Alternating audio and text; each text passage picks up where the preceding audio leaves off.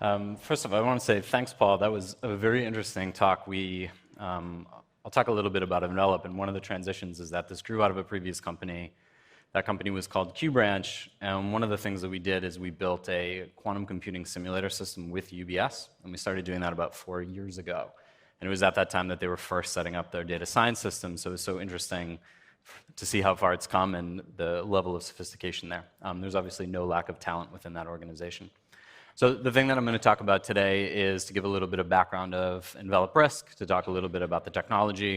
And I think what's interesting about it is that cyber risk is a very complex area to study that combines technology, it combines human fields. It's very relevant, it's something that we experience every day. And I would hope that the case study of how we set up Envelop is kind of interesting from the perspective of how to embed data science into an organization that has a larger purpose beyond just selling data science. It's actually an operational entity. And I'd certainly say that Dataiku has been important to us from the very beginning. The parent company of this QxBranch, as I mentioned, we were one of the first customers of Dataiku. And when we started Envelop, certainly it was a default that we use the Dataiku system. It really helped us get up and running very quick. We still use it. It's kind of grown with us. And it's a pleasure to be here and kind of represent it today. So Envelop, again, it grew out of this previous firm we had. We mostly come from the aerospace and defense industry. And in that industry, whether it's aerospace or whether it's defense, you're kind of analyzing what's effectively a closed economy. If you're in space, you have to do everything from electronics to food to materials to IT, and it's all a little bit different. And similar in the military, you're kind of just operating an economy somewhere else. And so one of the and in both cases, it's a very vicious environment, right? There are a lot of things trying to attack you, whether it's the space environment or whether it's an adversary. So everything that you do has to really, really work, and also everything that you do is heavily interdisciplinary. So when we started working in financial services at QxBranch, we were a little bit surprised that some of the management principles that we had learned from decades old in the aerospace industry about how we stitch things together, and some of the technologies that we were using for AI-based modeling were providing a lot of value to asset management firms and investment banks. And we took a step back and we said, where can we kind of make a really big difference in maybe financial services, maybe some other area? And the thing that we settled upon that we thought was really interesting was cyber risk. And I'll talk about that in a second. When we put the companies together, we definitely didn't want to just be a technology company. I spent many years as a consultant doing a lot of work in aerospace and defense. It was kind of my job to break engineers' hearts over and over again because they'd come to me with some incredible technology that really had no use case whatsoever or needed to be designed in a completely different way. And then all of a sudden I found myself being that same person that was kind of running around saying, hey, we could analyze cyber risk. What would you do with it? Definitely didn't want to do that. So we moved here, made it a major priority to meet and to start working with some of the best insurance executives that we could find and have a very serious think about what's the real business model that we should use, how do we package this in such a way that really delivers value to people that are trying to purchase it. Like, what are people really trying to purchase when they say that they're interested in cyber analytics in the insurance industry? And so we put those two things together, and we knew that if we had the right pricing technology, that we could really start to put different types of products into the insurance market that people really need. And I guess I'll take a quick step back and just say the insurance industry at the time is reacting to cyber risk. So the goal of the insurance industry at the most basic level seems so boring, let's be honest, but it can be pretty interesting. So the role of the insurance industry is just that all operational companies have a huge amount of risk from a number of different angles, and that risk can be priced, and then you can transfer that risk to the insurance industry. So the insurance industry is just this big red-headed stepchild in the industrial world that just holds all the risk for all the world's corporations, for the most part. And so now there's this new risk called cyber risk, and it's very difficult. It's very difficult because where do you get the data? It's kind of naturally secretive. The people that are perpetrating cyber crimes, they're trying to not get caught because it's highly illegal what they're doing. The people that are getting breached, they often have a huge amount of liability associated with whatever investments they made that led them to the point where they were breached. As an example, if you're an officer or a director of a company and you know about a vulnerability and you don't fix it, and that vulnerability leads to a loss, you could go to jail. So you can't just go to a company and say, hey, where are your vulnerabilities? They're not going to tell you because that creates a trail.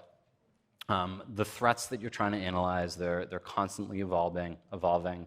The threats to an individual company are not just hardware-based. You can have a company with a very, very poor security, but if nobody knows about them, they're pretty safe, right? So it's not just about understanding the network, it's about understanding how do the humans in that system behave, what's the profile of that company, what are the attackers after. There's a lot of risk tools, but they kind of provide stoplight charts. They can say what your vulnerabilities are. What insurers really need, and also what CISOs need on a different level, is they need to know what is the ROI, what's the expected loss as a result of this vulnerability. And there aren't that many tools that actually perform that. And then finally, cyber risk is just this permanent thing that all of us are going to deal with our whole career. And there's a really good analogy. I mean, I think all of us, unfortunately, have either ourselves or somebody that we know and love, or even someone that we don't love, have suffered a cyber loss to some degree, so it's personal to all of us. There's an analogy that in the 80s, the people were looking at software reliability, and they said, what does it take to build software that doesn't break all the time, that doesn't crash all the time, that does what it does every time? And there were a lot of studies that went into this, and what they concluded was that it was so expensive to do that it basically wasn't worth even having software if you were going to write it that way. So we just accept that our expensive phones crash. We accept that Microsoft is this highly unreliable system, but we all use it, and we've all used it for decades. And in the same way, we're just going to have to accept cyber risk. It's just a permanent fixture of our lives. And so insurance is kind of required to address this.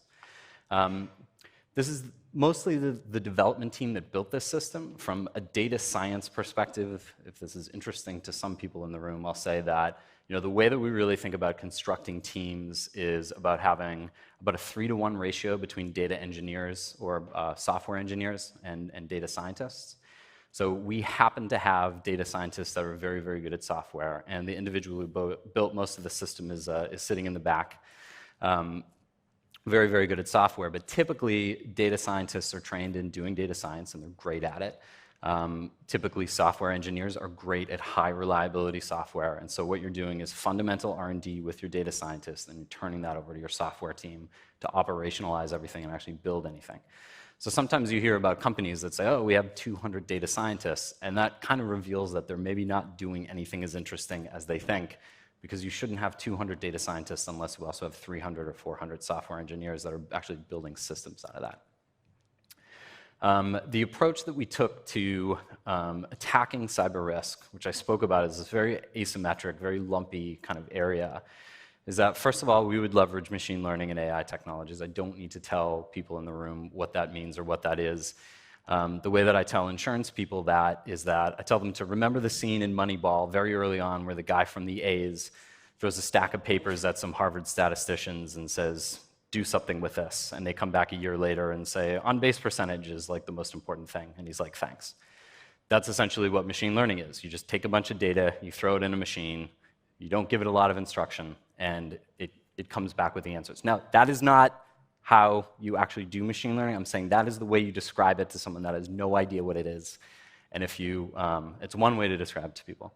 And that kind of is like a little bit helpful to explain to people why we have been building the system in a way that was essentially impossible 10 years ago. And we can be very greedy with the amount of data that we pull into the system, and we can really try to understand every piece of the cyber ecosystem effectively. And there's no way that we could do that with individuals. I think what's a little bit different about the way that we're studying cyber risk is that we think about this as kind of a macroeconomic model of cyber risk. As I said, we're interested in the posture of a particular company, but that is maybe 20% of their cyber risk. The other 80% is the behavior of the individuals within that company, the profile of that company. One of the best examples of that is that a lot of attackers think that the Bank of America is literally the Bank of the United States, where like the United States has a credit account, and it's not, so it gets attacked at an extraordinarily high degree. That matters. That stuff matters. You're not going to see that in a chart of their network. So we want to look at what are attackers doing, how does everyone fit contextually within this system? How can we build a system that actually really responds to changes in the threat environment? Who are the people doing the hacking? What is their motivation? Do they have a cost function? To what degree is their behavior a little bit parasitic, where they don't want to kill the host, they just kind of want to bleed it to a certain degree? Those types of little equilibria, those create predictability, and that can be studied. And finally, we built this with the end user in mind. I think everyone in this room would know that you can't just build technology and throw it over the wall. You have to really understand what you're doing with it. Critically, and I think this is important, I could make a loose connection to human-centered AI if I wanted to repeat the themes of the conference, but I think that this means something a little bit different. Just that we think of this as an augmented intelligence system. And what that means is that we have a team of underwriters, we have a team of domain experts, and we have a team of data scientists and software engineers. And we see this as a spiral process where experts have told us, here's how you kind of really study this, and here's how you think about the ecosystem. We go back and get data, we analyze it, they help us interpret that data, and also, if we're doing our job well, there's some interesting correlations and there's some interesting facts that we've found that make them a little bit smarter about cyber risk. And then they go learn a little bit, and then they come back and say, now that I'm a little bit smarter because of this and because of a couple other things that I've been doing, here's like some new ideas about how we can approach this. And so that the idea is that over time, our team is combining data science, combining expertise in underwriting and in cyber analytics, and that we're just getting better and better, and we're running away from the competition over time. There's another way to think about this, which is that you're trying to study this really complex system, and there are going to be some areas where you can get really good data. There's going to be other areas where you can't, for whatever reason. The worst possible thing that you could do is decide that that's not important, which is a very emotionally satisfying thing to do, but ultimately a very dangerous thing to do to your client. So when there are areas that we don't have good data and we can't do data science, we still need a number, and we still need a good number, and we need to parameterize that somehow so that we're coming up with a number that doesn't denigrate the rest of the system. And there's a lot of human expertise that goes into those pieces of it. This is kind of the core of what we're trying to do in terms of the data that we're looking at. Here's kind of how we think about it. No pictures, no pictures. No, I'm just kidding. Fundamentally, we're thinking about individual companies. We have a data set of events that's legal data. It's data from the dark web. It's anything that's ever been published by any government. We put that in a database and we analyze that for trends, and we sort of see how is the cyber ecosystem changing, what's the nature of events, how are those changing. We know that this is incomplete, we adjust for that mathematically, but that's kind of the core asset that we have. Unfortunately, because we work in the insurance industry and because we work in reinsurance, we see a lot of the industry and we get a huge number of claims data that makes this, I think, uniquely accurate. And for that system, we're then looking to find correlations in any number of ways that we can find it. So we look at correlations in the attacker space, and we pay a lot of attention to attacker tactics and trends and how those are happening. What are the different attacker groups? What are their motivations? Are they political? Are they Are they hacktivists? Are they organized crime, just trying to make money? Are they insiders that are angry? And we can use that to kind of figure out what are the different trends and correlate the attack space. We pull economic data on companies. We get that from exchanges. We get that from economic databases. And that helps us adjust for, are you in Malaysia or are you in the United States? How big are you? How many employees do you have? What's the geographic distribution?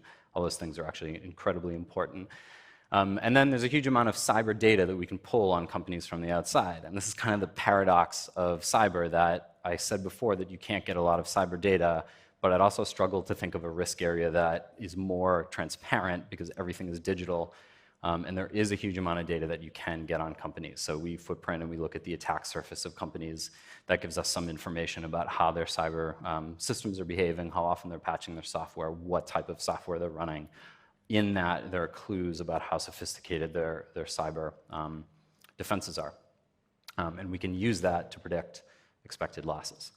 The final thing that we do, not the final thing, but one other like major category that I haven't mentioned is social media. So we're very interested in the culture of these organizations. Organizations that, like their CEO, tend to be a little bit more secure because you tolerate the pain in the butt of having harder passwords and having two-factor authentication and all that sort of stuff. If you don't hate your CEO, you don't like your CEO, you don't. That's kind of how it works. There's a bunch of other correlations in there as well. But that's generally what we're looking at. Here's a much more harder to understand way of looking at it that you can't read, because we've made our charts expertly to hide what we're trying to do. But I mentioned that we're thinking about the cyber ecosystem as a whole.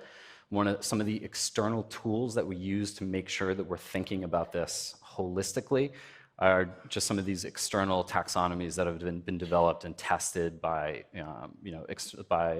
international organizations that are very, very rigorous. So we can look at the different threat types as defined by STRIDE. We mess with these categories a little bit based on the data that we see, but this kind of helps us establish a collectively exhaustive and mutually exclusive way of looking at things. We look at what are the different attack vectors, how are people actually getting into a company, how are they exploiting it, what are the different categories of cybersecurity controls. That comes from the really famous NIST framework from the United States.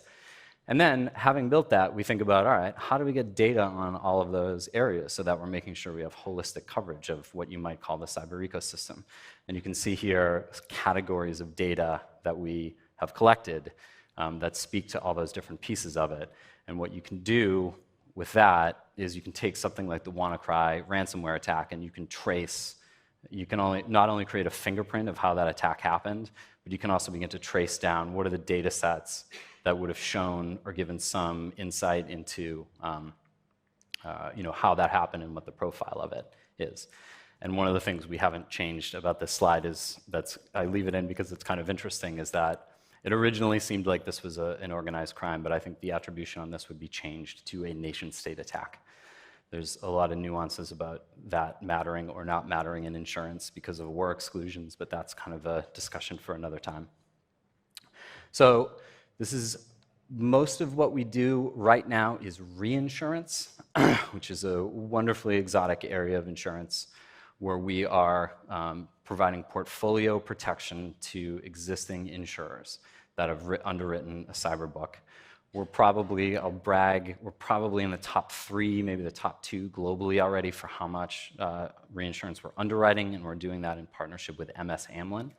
We're one of the few reinsurers we're probably the only reinsurer that really has their own internal cyber tools. So we're a little bit innovative there. There's a couple of vendor tools that people are using that are interesting. This is basically what we're trying to get at. For a given portfolio, what's going to happen to this portfolio? Insurance companies are generally pretty happy with what's going to happen year to year. What are the attritional losses? What's the sum of the one-offs? What they're particularly concerned about are things like WannaCry that are highly correlated. Or, on the most extreme level, one of the questions that we get asked, and it's kind of an exaggeration, but it's also kind of literal. People say, all right, what happens if an asteroid hits San Francisco and Google gets destroyed and AWS gets destroyed? At which point we say, not all of AWS is in San Francisco and not all of Google is in San Francisco either, but people are looking at what's one event that could wipe out my entire portfolio. And interestingly, from a use case standpoint, they're kind of a little bit more interested in this so that they can go to bed at night or so that they can talk to their director and say, we're not about to get wiped out. It's not always actually going into their the capitalization of their balance sheet. So any insurer will ask for this information. Any reinsurer will ask for this information to kind of basically correlate what's our 1 in 200 or 1 in 250 expected loss. And the reason that that's so important is that insurance companies will hold either credit or, if they're like a hedge fund, cash to cover a 1 in 200 or a 1 in 250 year loss. So that's the number that they're particularly concerned about. And the exceedance probability is what's the probability that we exceed a certain threshold, defined however what it is, and that's the frequency, the occurrence distribution, and how bad the events are that are happening. And we're looking at not just what's going to happen in the world, but also what's actually insured. Unfortunately, right now, if you're an insurance company, a lot of this stuff is not insured. Finally, and interestingly, we break everything down in terms of the coverage area. So if you have an insurance policy, there's multiple different coverage areas. It's like your motor insurance has collision and has, God, I haven't had car insurance in so long. It has collision and it has comprehensive and all those other things. So we break down the different types of coverage on cyber policies within the portfolio. So we're seeing kind of more insight into correlations, more insight into what's happening in the cyber economy. The nature of the risks helps for portfolio assembly, not only for an insurance company, but also for us building a larger insurance book. And then we try to pull out what are the risk factors. I expect this to get a lot more nuanced in the next couple of years as we pull in more data around what are the biggest risks that are actually affecting this portfolio. So that's it. A big thank you to Dataiku. You've been so helpful for our business. I love interacting with you guys all the time, and thanks for the opportunity to talk to you all. Cheers.